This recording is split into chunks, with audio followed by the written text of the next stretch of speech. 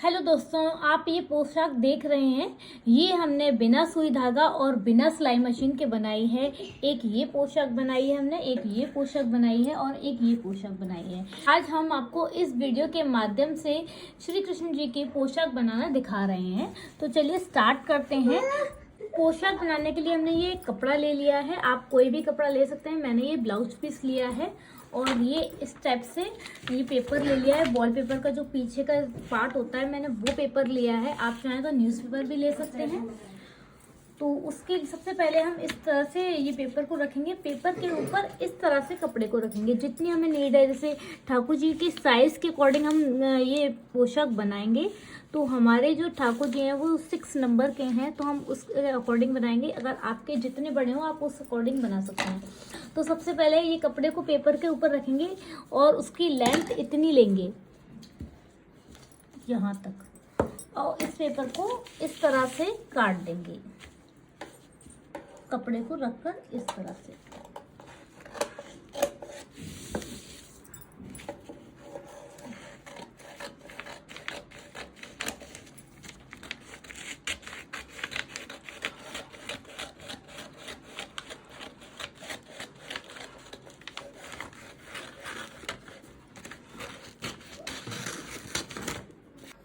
अब इसके ऊपर कपड़ा रख के कपड़े को काट लेंगे।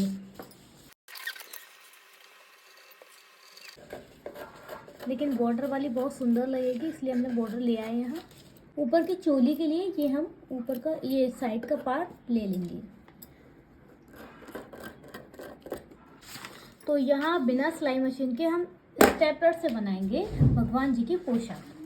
तो यहाँ ये हमने कटिंग भी कर ली है। अब इसको किस तरह से हम करेंगे, इसको अच्छे से स्टेपलर कर लेंगे कपड़े को।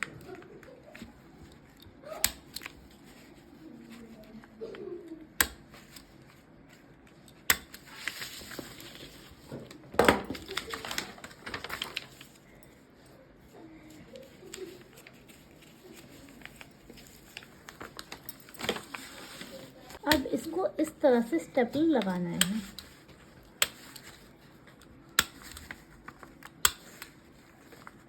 दोनों साइड से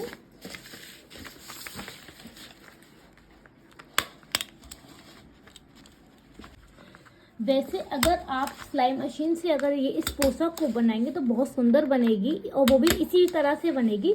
लेकिन अगर आपके पास टाइम नहीं है और हैंड टू हैंड आपको पोशाक बनानी है तो आप इस तरह से बना सकते हैं। इसको इस तरह से फोल्ड कर देना है और इस तरह से स्टेपलर करना है कपड़े को। तो लीजिए, ये तो बिल्कुल तैयार हो गई। अब आप सोच रहे होंगे कि इसमें चुन्नट किस तरह से आएंगी। जो हमें चुन्नट देनी है वो भी बिल्कुल अलग तरह से देनी है।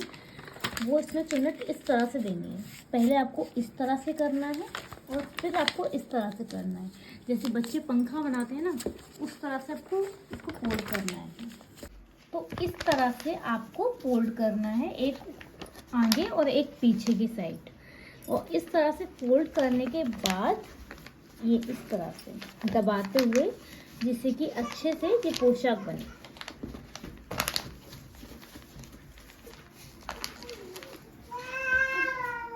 और ये हो गई इस तरह।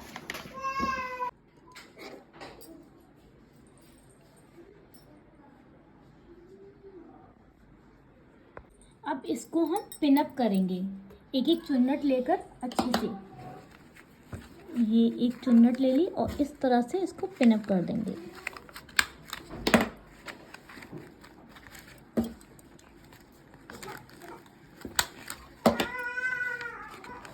जिससे कि ठाकुर जी की पोशाक में घेर अच्छे से आए और सुंदर लगे देखने में।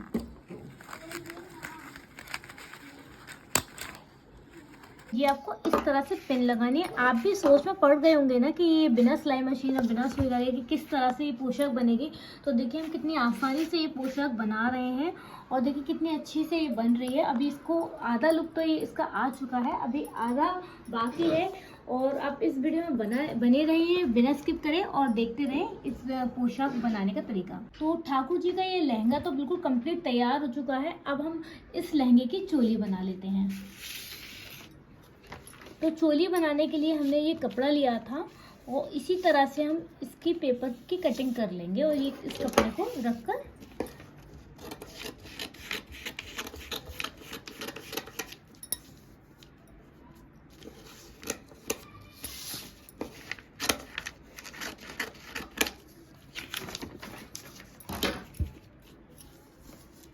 तो ये हमने चोली की कटिंग कर ली है। अब इसको भी हम पिनअप कर लेंगे इस तरह से फोल्ड करके कपड़े को।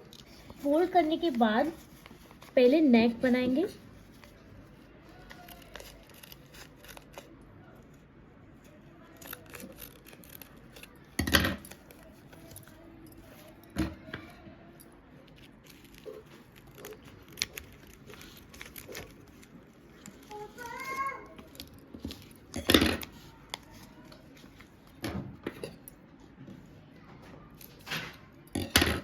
तो यहाँ हमने ये पिनअप कर दिया है जिससे कि कपड़ा हमारा स्थिर रहे और कागज़ भी ना दिखे।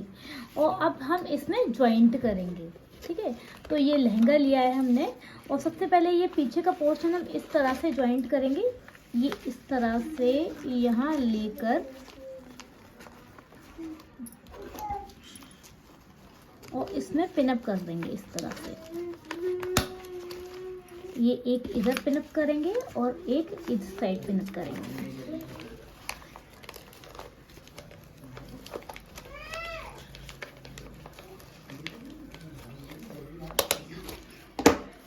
तो ये पीछे का पोर्शन इस तरह से पिनअप हो चुका है। अब हम आगे का पोर्शन लेते हैं। आगे का पोर्शन में हम इस तरह से लेंगे और इस तरह से पिनअप कर देंगे।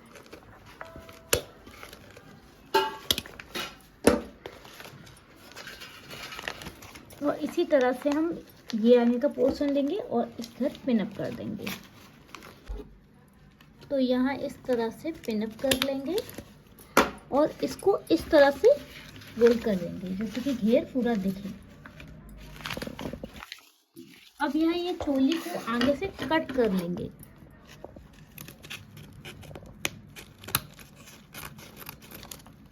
तो देखिए कंप्लीटली ये पोशाक ठाकुर जी की बनकर बिल्कुल तैयार हो चुकी है और देख सकते हैं कितनी घेरदार बनी है और ये पहनकर बहुत सुंदर लगे ये ठाकुर जी पर। अब इसी के साथ हम इसी का मैचिंग का एक पगड़ी बनाते हैं। तो चलिए स्टार्ट करते हैं पगड़ी बनाना ठाकुर जी की। और ये हमने पीली पोशाक की पगड़ी बनाई थी मैचिंग की और इसी तरह से हम हरी पोशाक की हरी पगड़ी बनाएंगे। तो हरी पगड़ी बनाने के लिए भी हमने इस तरह से पेपर ले लिया है और इसको हम काट लेंगे एक्स्ट्रा और इसमें से नाप लेंगे कि कितना बड़ा सर है ठाकुर जी का। तो ये हमने यहाँ नाप लिया है।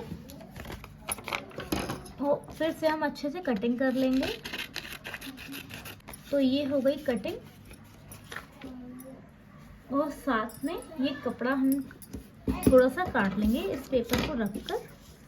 थोड़ा एक्स्ट्रा मार्जिन लेंगे जिससे कि अंदर ये इस पेपर के कपड़ा अरेंज हो जाए। फिर से हम स्टेपलर लेंगे। इसके लिए भी ना कोई मशीन ना कोई सुई धागा यूज़ करेंगे, वही स्टेपलर का यूज़ करेंगे।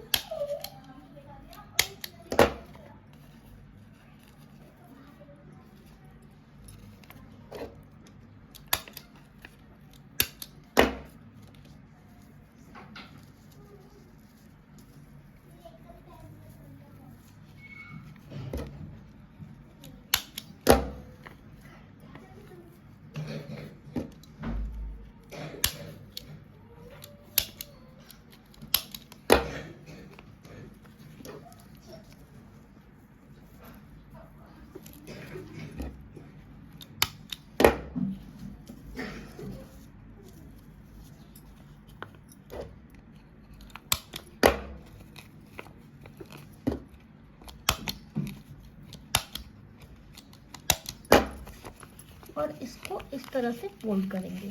लेकिन फोल्ड करने से पहले हम इधर मोर पंख लगा लेंगे जिससे कि ये पगड़ी अधूरी सी ना लगे, बहुत सुंदर लगे देखने में।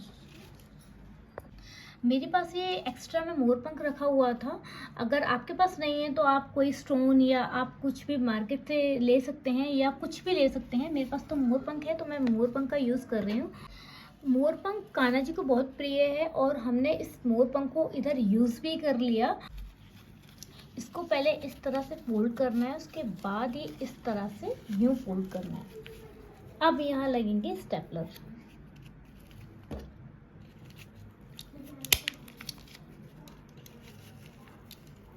हम आपको इसकी पूरी ड्रेस पहनाकर ठाकुर जी को दिखाएंगे। तो देखिए, ये पगड़ी बनकर बिल्कुल तैयार हो चुकी है। आप कमेंट बॉक्स में ज़रूर बताएं कि आपको ये पगड़ी कैसी लग रही है ठाकुर जी की, और कितनी सुंदर लग रही है, आप देखकर बता सकते हैं। तो यहाँ ठाकुर जी को माला पहना देते हैं। तो फाइनली हमारे भगवान जी तैयार हो चुके हैं और ये हमने बिठा दिए पोशाक पहनाकर।